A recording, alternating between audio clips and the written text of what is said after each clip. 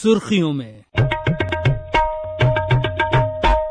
नमस्कार, आकाशवाणी मध्य प्रदेश के साप्ताहिक कार्यक्रम प्रदेश की सुर्खियों में आपका स्वागत है। आज का विषय है सोमनाथ अमृत महोत्सव, विकास और विरासत की गौरव यात्रा।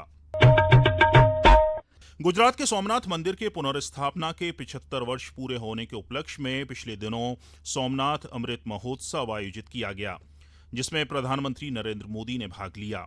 इस दौरान श्री मोदी ने कहा कि सोमनाथ मंदिर अटूट आस्था, दिव्यता और भारत की शाश्वत आत्मा के पवित्र प्रतीक के रूप में खड़ा है। उन्होंने कहा कि सोमनाथ एक मंदिर से अधिक देश के मजबूत मनोबल का प्रमाण है। दरअसल सोमनाथ हमारी प्राचीन विरासत, आस्था और राष्ट्रीय स्वाभिमान का प्रतीक भी है। सोमनाथ साक्षी है कि सृजन शक्ति हमेशा विनाशकारी शक्ति से प्रभावी होती है। सोमनाथ की प्रत्येक ईंट भक्ति का ताप और भारत के पुनरुत्थान का गौरव कहती है।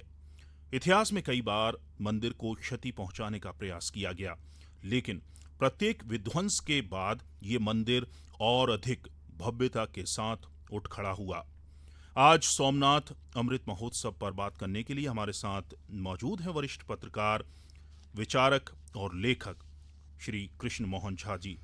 साहब, बहुत स्वागत है आपका हमारे कार्यक्रम में, आकाशवाणी में। जी धन्यवाद। कार्यक्रम को शुरू करने से पहले प्रधानमंत्री नरेंद्र मोदी ने 11 मई को सोमनाथ अमृत महोत्सव को संबोधित करते हुए क्या कहा, वो सुनवाते हैं आपको। साथियों, जब मैं पिछली बार यहाँ आया था तब मैंने कहा था, जिसके नाम में ही सोम अर्थात अमृत जुड़ा हो उसे नष्ट कौन कर सकता। इतिहास के लंबे कालखंड में इस मंदिर ने कितने ही आक्रमण झेले। महमूद गजनवी, अलाउद्दीन खिलजी जैसे अनेक आक्रांत आए। लुटेरों ने सोमनाथ मंदिर का वैभव मिटाने का प्रयास किया। वो सोमनाथ को एक भौतिक ढांचा मानकर उससे टकराते रहे। बार बार इस मंदिर को, इस ढांचे को तोड़ा गया और ये बार बार बनता रहा, हर बार उठ खड़ा होता रहा, क्योंकि तोड़ने वालों को मालूम नहीं था हमारे राष्ट्र का वैचारिक सामर्थ्य क्या है। हम भौतिक शरीर को नश्वर मानने वाले लोग हैं, लेकिन हम जानते हैं उसके भीतर बैठी आत्मा अविनाशी है और फिर तो शिव तो सर्वात्मा है। इसलिए अलग अलग काल में अलग अलग जीवों की संकल्प शक्ति में शिव प्रकट होते रहे। राजा भोज कभी राजा भीमदेव प्रथम, कभी राजा कुमारपाल, कभी राजा महिपाल प्रथम, तो कभी राव खंगार। ऐसे अनेक शिव भक्त समय समय पर सोमनाथ मंदिर का पुनर्निर्माण करवाते रहे। ऐसी कितनी ही महान विभूतियां हैं जो सोमनाथ की सेवा में अपना सर्वस्व अर्पित करती थी। मैं आज इस अवसर पर सरदार वल्लभ भाई पटेल, डॉक्टर राजेंद्र प्रसाद, श्रीमान के.एम. मुंशी जी, ऐसी सभी ज्ञात अज्ञात दिव्यात्माओं को भी श्रद्धा पूर्वक, आदर पूर्वक नमन करता हूं। उनका स्मरण हमें ये प्रेरणा देता है कि हमें न केवल अपनी सांस्कृतिक विरासत को आगे बढ़ाना है, बल्कि इस जिम्मेदारी को आने वाली पीढ़ियों के हाथों में सौंप कर भी जाना है। जहां सर, प्रधानमंत्री जी ने कहा कि सोमनाथ एक मंदिर से अधिक देश के मजबूत मनोबल का प्रमाण है, इसे किस तरह देखते हैं आप? देखिए, आपको ये समझना पड़ेगा कि सोमनाथ केवल सोमनाथ कहने को नहीं है। 12 ज्योतिर्लिंगों में महत्वपूर्ण स्थान सोमनाथ का है जी। और जो सोमनाथ के साथ घटित हुआ, यदि हम बात करें 1026 में मोहम्मद गजनबी ने जिस ढंग से वहाँ तोड़ फोड़ की जी और उसके बाद ये लगा कि ये पूर्ण रूप से नष्ट हो गया है, लेकिन फिर भी आप देखिए कि सोमनाथ का निर्माण हुआ, फिर से आप नए स्वरूप को प्राप्त किया, उसके बाद फिर आक्रांताओं ने, विदेशी आक्रांताओं ने कई बार उसमें हमले किए और उसके बाद पुनर्निर्माण का क्रम समाज करता रहा है। तो यही वजह है कि जो मोदी जी ने कहा है कि ये जो हमारी विरासत है ये सुदृढ़ रही और ये हमें सिखा रही है कैसे हमको जो है मजबूती के साथ खड़े होना है, कमज़ोर टूटना नहीं है, हम टूटते नहीं हैं, पुनर्निर्माण करते हैं। ये उनके कहने का आशा है। स्वतंत्रता के बाद भी आप देखिए कि जब 1951 में, चूँकि 75 साल पूरे हो रहे हैं, 11 मई 1951 में सरदार वल्लभ भाई पटेल और डॉक्टर राजेंद्र प्रसाद जी ने इसकी नींव रखी थी। तब से लेकर के 75 वर्ष हो गए और लगातार समृद्ध होता जा रहा है और मंदिर का देखिए कि भव्यता लगातार बढ़ रही है। और यही वजह थी कि प्रधानमंत्री जी ने, क्योंकि किसी देश के प्रधानमंत्री ने इतना सोचा होगा, आपको ध्यान होगा कि महाकाल लोक की निर्माण किया उन्होंने, काशी को एक नया स्वरूप दिया उन्होंने, अयोध्या को देखिए कि अयोध्या का निर्माण और उसकी भव्यता किस ढंग से बढ़ी हुई है। तो आज ये पर्यटन के, यानी आप देखिए तीर्थ तो हैं ही हैं, लेकिन साथ में एक पर्यटन के केंद्र भी बन चुके हैं। यहाँ पे जो है पर्यटन और तीर्थ दोनों का समावेश दिखाई दे रहा है। इससे एक तरफ तो रोजगार की बढ़ोतरी हो रही है, बहुत तरह तरह के रोजगार यहाँ पे आ रहे हैं और जब विदेश से भी लोग यहाँ जब आते हैं तो आप समझ सकते हैं कि उस क्षेत्र का विकास किस ढंग से होता है। आपने अपनी आंख से ही देखा, जो कि हमारे देखते ही देखते उज्जैन के महाकाल की दशा दिशा किस ढंग से बदल गई। तो उसी ढंग से सोमनाथ को भी हम लेते हैं, क्योंकि जो पहला जो आपका जो प्रश्न है उसमें उन्होंने स्पष्ट कहा हुआ है कि हम कहीं टूटने वालों में से नहीं हैं, हम मजबूती से खड़े होने वाले हैं। जब टूटे हैं तो उसके बाद हम ज़्यादा मजबूती से खड़े हुए हैं। जी। प्रधानमंत्री ने, जो अगला मेरा प्रश्न है वो इसी से जुड़ा हुआ ही है कि प्रधानमंत्री ने कहा कि लुटेरों ने सोमनाथ मंदिर का वैभव मिटाने का प्रयास किया। सोमनाथ को केवल एक भौतिक ढांचा मानकर उन्होंने उसे टकराते रहे, बार बार मंदिर को तोड़ा गया, ये बार बार बनता रहा, हर बार उठ खड़ा होता रहा। तो कहीं ना कहीं ये, जैसा कि आपने भी कहा कि ये आत्मबल, आत्मसम्मान और भारत के गौरव को दिखाता है। देखिए, निश्चित रूप से मैंने पहले ही कहा कि मोहम्मद गजनबी ने जिस ढंग से हमारी धरोहरों को तोड़ने का प्रयास किया, उसके बाद यदि मैंने बाबरनामा पढ़ी तो बाबरनामा में बाबर ने हुमायूं को एक पत्र लिखा, उसमें उन्होंने कहा कि भारत की संस्कृति को और इतिहास को मिटाने का कभी प्रयास नहीं करना। उनकी सीख थी और यही वजह रही है कि जिस ढंग से ये जो हमारी संस्कृति रही है वो बच पाई। तो मुगलों ने उसमें बहुत कुछ, उनका योगदान भी उस ढंग से रहा, तो वो किया। और जिस ढंग से समृद्धि हमारे पास, जब से आज़ादी के बाद और किसी देश के प्रधानमंत्री ने जब चिंता की, खासतौर पे ज्योतिर्लिंगों को लेकर के, क्योंकि कहीं ना कहीं सबके आस्था का केंद्र बना हुआ है, तो जिस ढंग से उनकी चिंता देखने को मिल रही है। और उन्होंने ये भी बताया कि हमारी विरासतों को किस ढंग से मिटाया गया, हमारी संस्कृति को कैसे, क्योंकि संस्कृत हमारी बहुत मजबूत थी, दूसरों के पास संस्कृति नहीं है। एक बात, बहुत अच्छी बात मैं आपसे कह रहा हूँ कि बहुत साल पहले भाई महावीर से हमने एक इंटरव्यू किया था, तो उन्होंने एक बात कही थी कि जिस देश का इतिहास नहीं है, जिस देश की संस्कृति नहीं है, वो आज संस्कृति बना रहे हैं, लेकिन हम अपने इतिहास को, हमारी संस्कृति को हम सुरक्षित नहीं कर पा रहे हैं। तो यही उस प्रश्न का जवाब, आपके प्रश्न का जवाब है कि हमारी संस्कृति तो थी, हमारा इतिहास तो था, लेकिन हमारे स्वर्णिम इतिहास को हम लोगों तक नहीं पहुंचा पाए। ये जो आयोजन हो रहा है, 75वां वर्ष मनाया जा रहा है सोमनाथ जी का, कहीं ना कहीं इस बात का संदेश है कि युवा पीढ़ी जाने कि हम टूटने के बाद भी खड़े हो सकते हैं, किस ढंग से हम दासता को झेले हैं, गुलामियों को झेले हैं, और आज जाकर के हमको जब ये आज़ादी मिली है तो इस आज़ादी को हम किस ढंग से सुरक्षित रखें और पुराने वैभव को हम बना के रखें। और ये सोमनाथ अमृत महोत्सव है जो आने वाले 1000 वर्षों तक जो है वो लोगों को प्रेरणा देता रहेगा, भारत की प्रेरणा बना रहेगा, ऐसा प्रधानमंत्री ने कहा। देखिए, निश्चित रूप से लाखों वर्ष तक, जब तक धरती रहेगी तब तक के सोमनाथ का जिक्र होगा, तब तक के काशी विश्वनाथ का जिक्र होगा, तब तक के आप ओमकारेश्वर का जिक्र होगा, जब तक महाकाल का जिक्र होगा। तो ये ऐसी चीज़ें हैं, ये छाप कभी छूटेंगी नहीं। ये हमारे संस्कारों से रची बसी है, हमारी संस्कृति से रची बसी है और हमारे दैनिक जीवन से रची बसी हुई है। तो इसका मिटना तो संभव ही नहीं है, लेकिन सुदृढ़ता बहुत ज़रूरी है। जिस ढंग से सुदृढ़ करने का प्रयास है, आज आप देख रहे हैं कि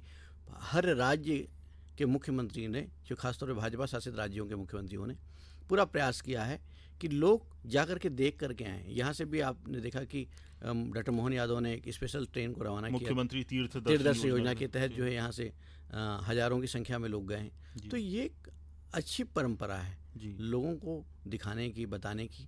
जब तक कि लोग उससे देखेंगे नहीं तो हाँ। साक्षात्कार नहीं करेंगे, जी, जी। तो कैसे जानेंगे कि क्या चीज़ है करके। बिल्कुल, बिल्कुल, बिल्कुल सही बात है।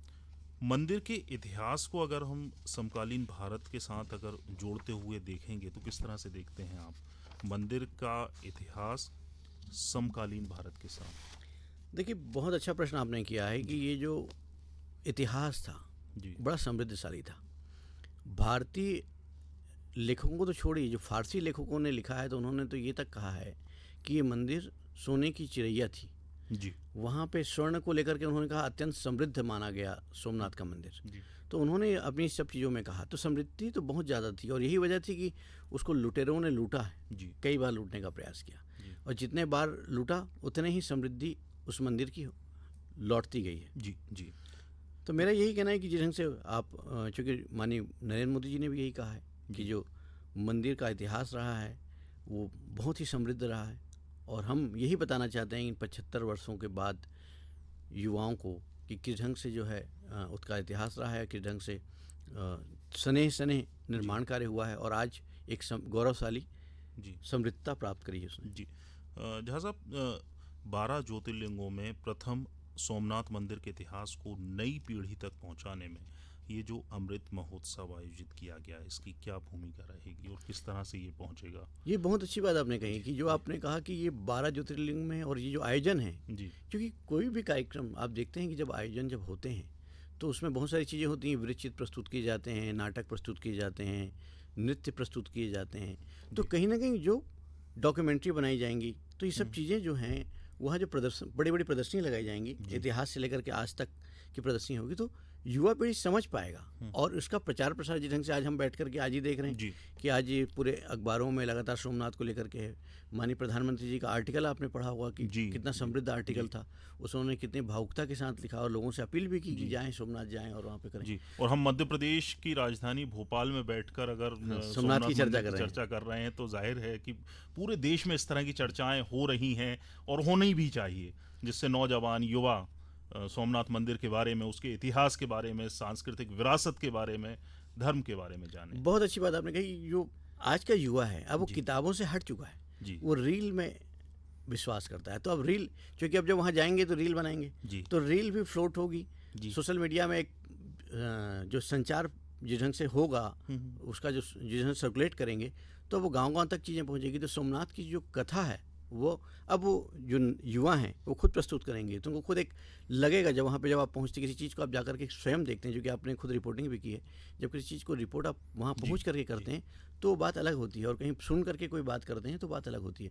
तो कहीं ना कहीं जो करोड़ों की संख्या में जो वहाँ युवा पहुँच रहे हैं, बुजुर्ग पहुँच रहे हैं, कई बुजुर्गों का सपना था वो सपना पूरा हो रहा है, क्योंकि हमारे यहाँ कहा गया है कि 12 ज्योतिर्लिंगों के दर्शन से जो है एक जी। मुक्ति प्राप्त होती है और अपने जीवन काल में इसको करना भी अत्यंत महत्वपूर्ण माना जाता है। जी।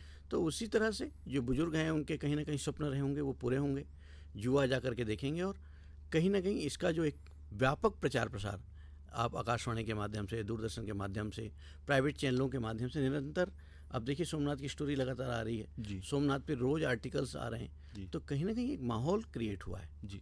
जैसा शायद आप भी मेरी बात से इत्तेफाक रखें कि जो युवा हैं, आज के युवा कुछ साल पहले तक उतने धार्मिक नहीं थे, उतने चेतन नहीं थे धर्म को लेकर, परंपराओं को लेकर, विरासतों को लेकर। लेकिन आज का जो युवा है वो कहीं ना कहीं मुझे ये लगता है कि थोड़ा धार्मिक जितना होना चाहिए उतना है। ये बहुत मार्मिक प्रश्न आपने कहा। जी। 2014 में मैंने भी 2 दिन पहले ही कहीं ये कोट किया था जी, कि लाल किले से देश के प्रधानमंत्री ने शौचालय की बात की। जी, उन्होंने कहा शौचालय पहले फिर देवालय। जी, जब आज़ादी के 70 साल बाद किसी देश के प्रधानमंत्री को शौचालय की बात करनी पड़े तो देवालय की चिंता कैसे कर सकते हैं आप। जी। पहले उन्होंने शौचालय की व्यवस्था की, जी, समग्र स्वच्छता की बात की, स्वच्छता अभियान चलाया, और उसके बाद देखिए सने सने उन्होंने चीज़ों को व्यवस्थित किया। जी, उन्होंने एक बात और थी, मैं आज यहाँ पे ये भी कहना चाहता हूँ क्योंकि विषय से विषयांतर जरूर होगा, लेकिन उन्होंने महिलाओं को निकलने के लिए कहा। उन्होंने कहा कि आप लड़के को तो आप घूमने देते हैं पर लड़की लेट हो गई तो उसका हिसाब पूछते हैं। जी, तो ये जो मैसेज उनका गया, और आज देखिए कि 2014 से हम आज 26 में बैठे हुए हैं, 12 साल का सफ़र है। इन 12 सालों में महिलाएं कितनी समृद्ध हुई। अभी हाल ही में आपने स्पेशल डिस्कशन भी किया महिला आरक्षण को लेकर के, जो बिल आया था उस पर भी आपने किया। तो पूरे देश ने देखा कि किस ढंग से मोदी जी ने महिलाओं को लेकर के कार्य किया, और किसी भी परिवार में महिलाओं की भूमिका महत्वपूर्ण होती है। तो जो आप धार्मिक अनुष्ठानों में, धार्मिक पूजा पाठों में उनकी भूमिका रहती है। तो आपका जो प्रश्न था कि युवा क्योंकि आकर्षित हो रहा है, क्योंकि पूजा का क्रम और धार्मिक आयोजनों का क्रम लगातार निरंतर बढ़ता जा रहा है। और आप देखिए कि जो संचार माध्यम है, कुछ हद तक हम कह सकते हैं कि समाज को ये हतोत्साहित भी कर रहे हैं, लेकिन एक तरफ देखा जाए तो समाज में एक अच्छी चेतना का जागरण भी इसके अब माध्यम से नए हो रहा है। साल पे भी युवा जो है मंदिर जा पहाड़ों पर समुंदर किनारे जाने के बजाय अयोध्या जा रहे हैं, काशी वाराणसी जा रहे हैं, धार्मिक स्थलों पर जा रहा है, मंदिरों की ओर भाई रुख आप कर। देखिए, पहले लोग ताजमहल और कुतुब मीनार देखने जाते थे। जी जी अब आज जो है वो मंदिरों में, हम खुद ही जानते हैं कि हमारे इतने सारे परिचित आते हैं, तो हमें बड़ी दिक्कत जाती है कि उनकी व्यवस्था बनाने के लिए। आज जी, इतनी भीड़, लाखों की संख्या में नए वर्ष में जो है वो युवा आते हैं, परिवार के साथ आते हैं। तो ये एक बहुत बड़ी उपलब्धि इस सरकार की है। और हम तो कहते हैं कि 140 करोड़ जनता की तरफ से हम माननीय मोदी जी के प्रति आभार ज्ञापित करते हैं कि उन्होंने जो हमारी संस्कृति थी, जो हमारे ऐतिहासिक धरोहर थे, उनको जीवित कर दिया। आज उनको इस योग्य बना दिया कि लोग आज वहाँ पहुँच रहे हैं। और आज देखिए, आज आपके परिचित कितने बोलते होंगे कि उज्जैन जाना है, जी तो आज आप हाथ खड़ा कर लेते हैं, क्योंकि वहाँ व्यवस्था करना कठिन हो गया है। जी सही बात है। अमृत महोत्सव की बात चल रही है, तो जो सोमनाथ अमृत महोत्सव है, इससे सोमनाथ और आसपास के क्षेत्रों में रोजगार, होटल व्यवसाय और स्थानीय हस्तशिल्प को जहाँ साहब कैसे बढ़ावा मिलने की उम्मीद है? देखिए, बहुत अच्छा ये प्रश्न भी आपका है, क्योंकि धार्मिक पर्यटन जब होता है, जी तो जब बाहर से जब आदमी आता है, जब आप कहीं पे भी जाते हैं, तो आप अपने घर के लिए कुछ ना कुछ लेकर के जाते हैं। जी तो एक तो आने के लिए आपको पहले तो होटलों की व्यवस्था की ज़रूरत होगी वहाँ अच्छे से, क्योंकि आप अपने स्टैंडर्ड के हिसाब से वहाँ रुकने की व्यवस्था करते हैं। जी तो होटलों का व्यवसाय बहुत अच्छे से चलेगा। जी फिर आपको वाहन का व्यवसाय बहुत अच्छे से चलता है। फिर धार्मिक पर्यटन के लिए जब हम बात करते हैं तो बहुत सारी चीज़ें होती हैं। जो स्थानीय जो परिवहन है उसको लाभ मिलता है, गाइड को लाभ मिलता है, जो वहाँ का लोकल उत्पाद होता है उसको एक दिशा दशा मिलती है। आप देखिए, कई प्रोडक्ट ऐसे हुए जो लोकल से निकल करके अंतर्राष्ट्रीय स्तर पे पहुंच गए। तो जो हस्तशिल्प है हमारा, उसको एक अलग स्थान मिलेगा। प्रसाद का उद्योग है, वो बढ़ोतरी हो रही है। जो छोटे व्यापारी हैं, जो फूल, नारियल और ये सब चीज़ें बेचते हैं, तो वो उसको भी एक अलग दिशा मिलेगी। जी जी जी अच्छा, गुजरात सरकार द्वारा इसको हेरिटेज टूरिज्म के रूप में भी डेवलप किया जा रहा है। तो ये जो सब चीज़ें हैं, वहाँ पे भी देखिए छोटे छोटे व्यापार को प्रोत्साहित करने का भी प्रयास किया गया है। जी।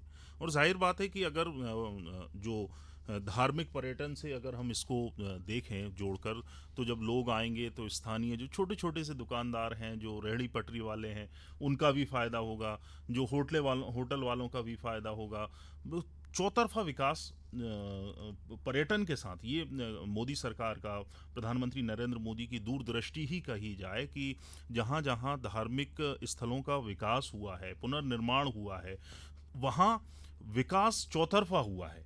सिर्फ मंदिर नहीं बनाए हैं, मंदिर के साथ साथ पूरा क्षेत्र का विकास हुआ है, चहुमुखी विकास हो रहा है। और देखिए, आप दूर मत जाइए, आप तो यहाँ से, हमने उज्जैन आपने खुद देखा हुआ, कल और आज में आप अंतर महसूस करिए कि कल क्या था। आज आप चाह करके भी वहाँ पे होटलें पूरी फुल हैं। वहाँ पे रोजगार के नए नए सृजन होते जा रहे हैं। वहाँ का जो लोकल उत्पाद है वो इंटरनेशनल लेवल पे जा रहा है। तो यही स्थिति आपको सोमनाथ में देखने को भी मिलेगी, क्योंकि लोकल उत्पाद अब जो है ग्लोबल होता जा रहा है। तो हमारी जो चीज़ें थी, तो अब बाहर का जब आदमी आकर के जब देख रहा है, चीज़ों को कर रहा है, तो वो उसको प्रॉपर प्लेटफॉर्म मिल रहा है, क्योंकि प्लेटफॉर्म मिलने की आवश्यकता होती है। और वहाँ पे ये इस कार्यक्रम के माध्यम से वो आपको देखने को मिलेगा। जी बिल्कुल बिल्कुल। इसमें यहाँ पर अमृत महोत्सव के अवसर पर स्मारक डाक टिकट और स्मारक सिक्का भी जारी किया गया है सोमनाथ मंदिर जो अमृत महोत्सव है उस पर। देखिए, किसी चीज़ को जीवंत रखने के लिए, उसको यादगार बनाने के लिए ये सब चीज़ें बरसों से चले आ रही है। और ये क्योंकि आप देखिए कि स्मारिका निकाली जाती है, डाक टिकट जारी किए जाते हैं, सिक्के जारी किए जाते हैं, तो कहीं ना कहीं ये उस चीज़ को बताता है। ये बरसों बरस तक, जैसे कि आपने कहा ना कि मोदी जी ने कहा कि हज़ारों वर्ष तक याद रहेगा, तो याद कैसे रखा जाएगा?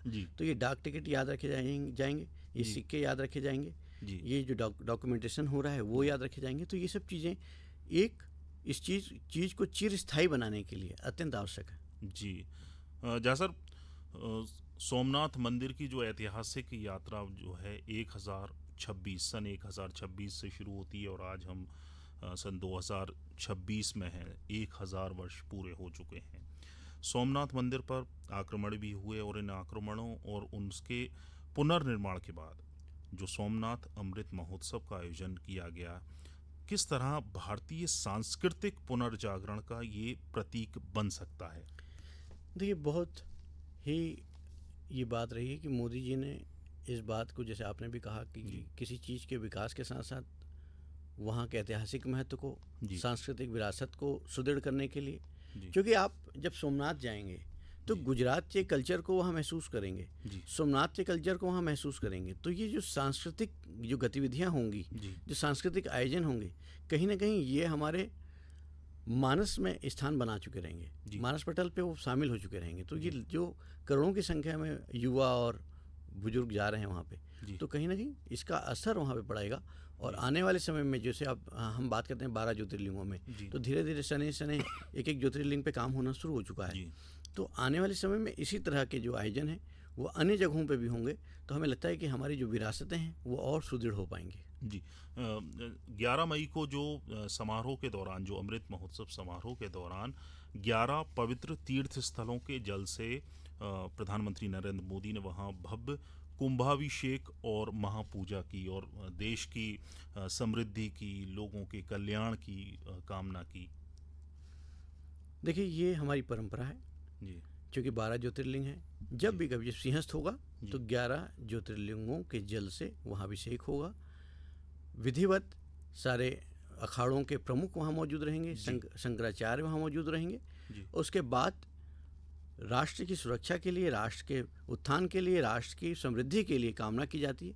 यही कार्य मोदी जी ने यहाँ किया और यही वजह है कि जिस ढंग से आपने देखा कि 11 मई को चूँकि इसकी नींव रखी गई, इस कार्यक्रम की शुरुआत की गई, चूँकि 11 मई 1951 में जो है तत्कालीन राष्ट्रपति डॉक्टर राजेंद्र प्रसाद ने इस ऐतिहासिक पल को वो किया था, उसको याद किया गया।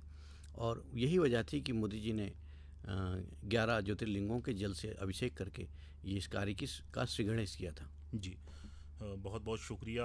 आपसे अंतिम एक, जो आज के युवा हैं, और क्योंकि युवा पीढ़ी के केंद्र में, प्रधानमंत्री नरेंद्र मोदी के केंद्र में हमेशा युवा पीढ़ी रहती है, आप उनको क्या संदेश देना चाहते हैं धर्म को लेकर, विरासत को लेकर, सांस्कृतिक विरासत को लेकर?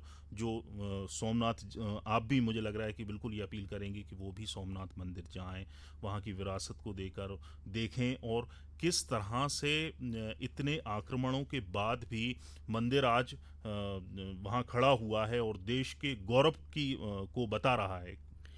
बहुत अच्छी बात आपने कही और मैं आज के युवाओं से यही आग्रह करूँगा कि वो हमारी विरासत को, वो हमारे इतिहास को और वो हमारी संस्कृति को जिंदा रखने का प्रयास करें, क्योंकि भारत की बागडोर आने वाले समय में आपके हाथ में ही आने वाली है। आप इसको समझें कि इसकी महत्वता क्या है। बड़े संघर्षों से चीज़ें आज यहाँ खड़ी हुई है, इसको सहेजना और आगे लेकर के चलना आपकी जवाबदारी है।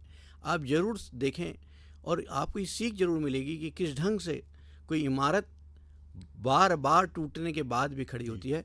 कहीं ना कहीं आपके जीवन में इस बात को आत्मसात करने का ये अवसर होगा कि किस ढंग से गजनबी ने इसको बार बार तोड़ा, उसके बाद कई आक्रांताओं ने इसको तोड़ा, लेकिन आज भी सोमनाथ खड़ा हुआ है। सोमनाथ का मंदिर आज भी वही वैभव के साथ है। तो कहीं ना कहीं इस बात के संकेत हैं कि यदि हम प्रयास करते रहें तो जीर्ण उद्धार लगातार होता है और हम इस चीज़ में आगे बढ़ सकते हैं। जी, जाने से पहले एक बार फिर मैं, प्रधानमंत्री नरेंद्र मोदी ने सोमनाथ अमृत महोत्सव में 11 मई को जो शामिल हुए थे, वहां पर क्या कुछ कहा था, एक बार फिर से सुनवाते हैं अपने श्रोताओं को। हमारे सांस्कृतिक स्थल हजारों वर्षों से भारत की पहचान रहे हैं। इतनी समृद्ध विरासत हमें मिली है, लेकिन आप विडंबना देखिए, हमने दशकों तक उसके महत्व को नहीं समझा।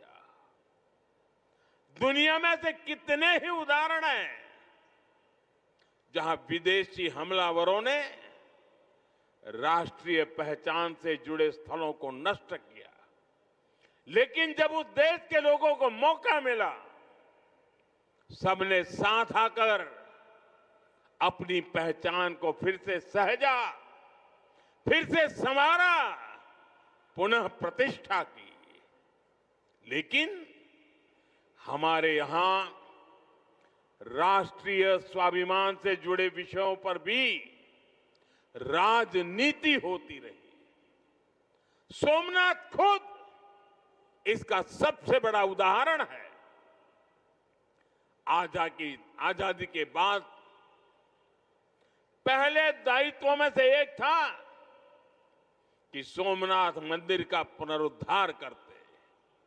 इसलिए सरदार वल्लभ भाई पटेल और डॉक्टर राजेंद्र प्रसाद जी, उन्होंने इसके लिए इतने प्रयास किए। लेकिन हम सब जानते हैं उन्हें इसके लिए नेहरू जी द्वारा कितना विरोध झेलना पड़ा था।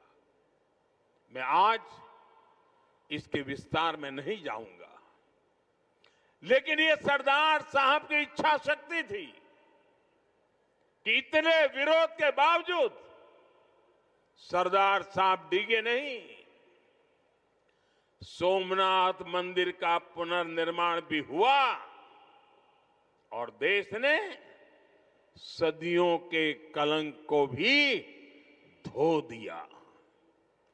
साथियों, दुर्भाग्य से देश में ऐसी शक्तियां आज भी प्रभावी हैं जिन्हें राष्ट्रीय स्वाभिमान से ज्यादा तुष्टीकरण जरूरी लगता है। राम मंदिर निर्माण जैसे अवसरों पर भी हमने देखा है किस तरह राम मंदिर निर्माण का भी विरोध किया गया। हमें ऐसी मानसिकता से सावधान रहना है। इस तरह की संकुचित राजनीति को हमें पीछे छोड़ना होगा। हमें विकास और विरासत को साथ लेकर के आगे बढ़ना होगा। अभी आप सुन रहे थे वरिष्ठ पत्रकार, लेखक, विचारक कृष्ण मोहन झा जी को, जो कि सोमनाथ अमृत महोत्सव पर उन्होंने विस्तार से वहाँ की विकास और विरासत की गौरव यात्रा पर प्रकाश डाला। बहुत बहुत शुक्रिया, धन्यवाद। और आकाशवाणी की पूरी टीम को मैं धन्यवाद देना चाहूँगा और साधुवाद देता हूँ कि आपने इस गंभीर विषय को समाहित किया और लोगों तक सोमनाथ के बारे में बताने का प्रयास किया। धन्यवाद। कार्यक्रम के आज के अंक में इतना ही। अगले हफ्ते फिर मुलाकात होगी इसी कार्यक्रम में किसी अन्य विषय के साथ। सुनते रहिए आकाशवाणी मध्य प्रदेश। नमस्कार।